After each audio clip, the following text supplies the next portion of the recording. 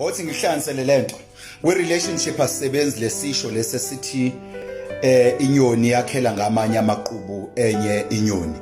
Wena uyona inyoni futhi awusoze ube inyoni futhi awusoze ube silwane, uyohlezi umuntu. Kunesisho esingeke sikusebenzele njengala lesengishoyo. Sometimes kuma relationship sakhe ngamaqhubu amadala ala siphuma khona.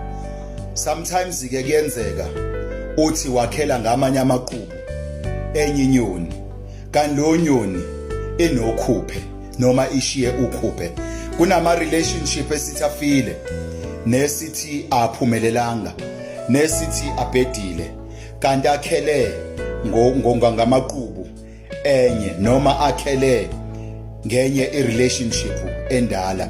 Kunama relationship angaphelanga, kunama relationship angakazi abheda abulawa ukhuphe lenye relationship, kuvuke ukhuphe la uphuma khona. Kunabanye abantu esithi empilweni abasabhekani kanti hayi ngoba kwakumele bangabhekani, bavukele ukhuphe la bephuma khona, bakhenga amaqhubu enye inyoni. Empilweni qaphela, yazi ngixoxela into eyifew nje noma embalwa noma into encane ongeke uzinothise. Uma